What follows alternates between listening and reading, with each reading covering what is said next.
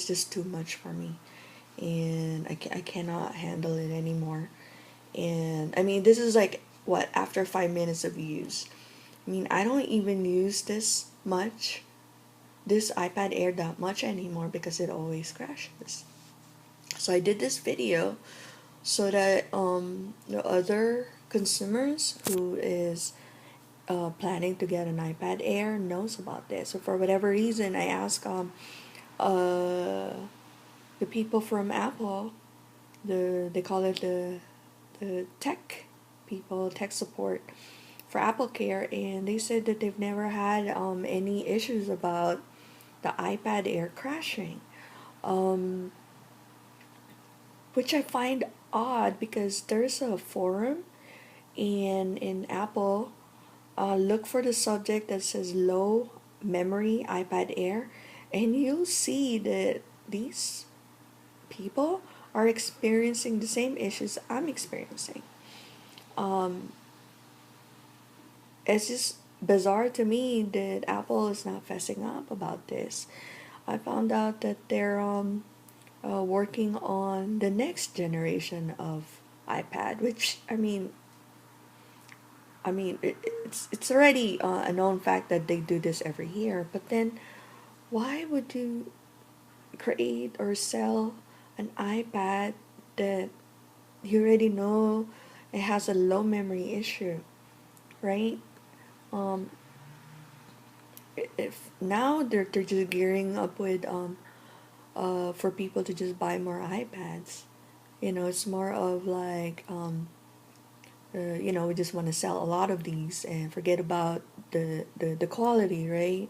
And it's sad because I do love Apple.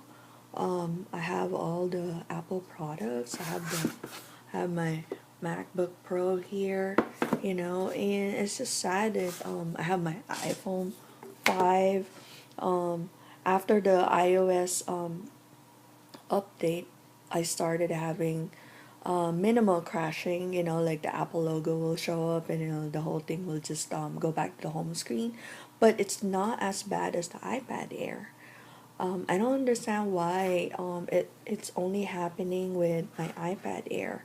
I use the same apps with my other iPad, and they don't crash. They don't have this issue here. Uh, I already actually disabled the automatically send because of the constant crashing. It keeps on sending all these messages to Apple, and it's draining my battery. So I stopped, But I do plan to return this today and just get a MacBook Air 11 inch, and when I get it today, I'm gonna post it anytime this weekend. The unboxing of the 11-inch MacBook Air. Um, I'm just sad that I have to return this, but then I'm sure I'm gonna get a better product. I'm not gonna switch to Kindle Fire HDX. I'm not gonna do that. Um, I do have the Surface Pro right there. I mean Surface RT. My husband has the Surface Pro, but I hardly use that. I only use it for backup or if I want to use some office. I'm just comfortable using um, my Surface for Excel and Word and all those things. Um, it's just sad to have to return this. I mean, it's just the crashing part of it is just nonstop, you know.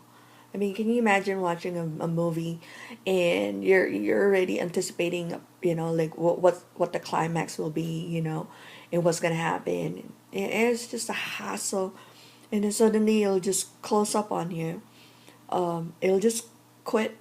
The Apple quit, and then when you click on HBO Go, it won't resume to the last part when it crashed. You would have to like look for it. And this happens with my YouTube too. Um, it's not just HBO Go. It has not, for whatever reason, has nothing to do with the app you're using. Even when I'm using my email, it crashes. uh, if I'm looking for pictures or surfing the Safari, it crashes. You know, I tried reenacting this yesterday, but it's not doing it. You know, I don't know why. It's like it has a mind of its own. So I've had it. I'm done with it. I'm gonna return it. So I'm just sharing my experience with you guys with the iPad Air. If you're planning to get this, I hope you don't experience the same thing I'm experiencing currently, because I'm still using it until I return it, like 2 hours now. But just letting you know, um, this is my experience, and if you search for if you Google the low memory iPad Air, you'll find the forum about this, and it's in Apple. So you know, if you're planning to get this iPad Air, maybe skip this year and just wait for the new one that comes out. Um, it has a lot of issues and is very frustrating. So, sharing you my experience. I hope that uh, well, if you have the iPad Air and you're not experiencing anything, then hey, I'm happy for you. But a lot of the users that are in the forum in Apple who bought an iPad Air are having the same issue that I'm experiencing. So, that's it for my review for iPad Air. Um, I'll post another video when I get my MacBook Air. I'm just gonna get the 11 inch because I already have the MacBook Pro. So I'm only gonna use the 11 inch to replace my iPad Air. Uh, I'm hoping it's a better one. Okay, because it's using a different iOS. Everything is different about it. So I'm looking forward to it, and I'm gonna post it anytime this week, probably today. So that's it for my review of iPad Air.